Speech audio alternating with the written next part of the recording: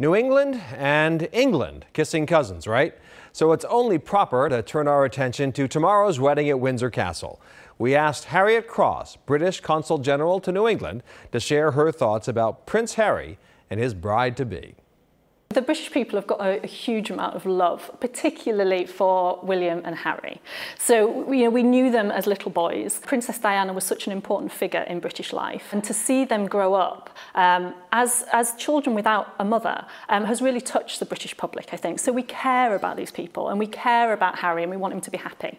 And it feels to me like he's met a woman that he really loves and wants to be with for the rest of his life. And that is a fairy tale. Unlike the elaborate wedding of William and Kate at Westminster Abbey, this will be a smaller affair at St. George's Chapel at Windsor Castle. I think there's two strands running for this wedding. One is the protocol side of it, and the other one is the wishes of Harry and Meghan themselves. And I think those two have been quite compatible. And so that's where we are. They're getting married in Windsor. It's a gorgeous location, but it's not the centre of London. And what of Meghan Markle, a previously married biracial American joining the royal family? I think in some ways it's a reflection of modern Britain, which is really nice. So London, for example, hugely multi-ethnic, all sorts of languages spoken. So I think people are happy to see that the royal family is reflecting contemporary society.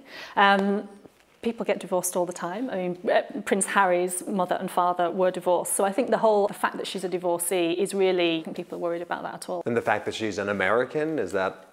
That we can just about accept. Yeah, she just got it there. Just got in? Yeah, she just got in, yeah. Because, it wasn't that long ago we were kicking you guys out of here, with all due respect. It's true, yeah. And now you're inviting us to marry you, which is actually, maybe that's a good sign. Yeah, we love the Americans, we really do. Why do you think Americans are so fascinated with this? I think, well, because the royalty were the first celebrities. I mean, we've had kings and queens for millennia.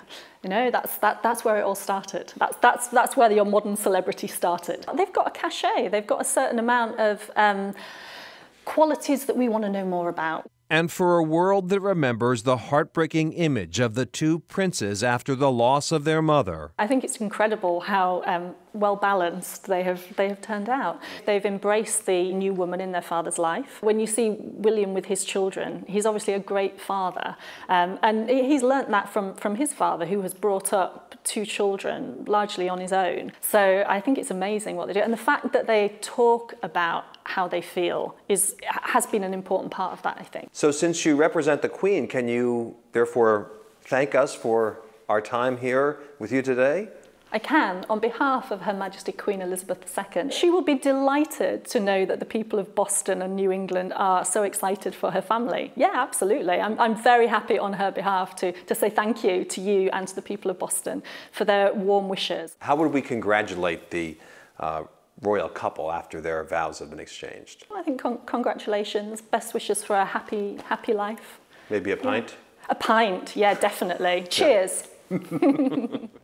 Cheers indeed. Only 600 were invited to the wedding, but more than 100,000 people are expected to pack the town of Windsor tomorrow. And one final note, you can see more of Jay Philbrick's high-altitude wedding photography on the Chronicle Facebook page. And that is Chronicle for tonight. Thanks very much for joining us. I'm Anthony Everett. Have a great evening, a great weekend, and we'll see you back here on Monday night.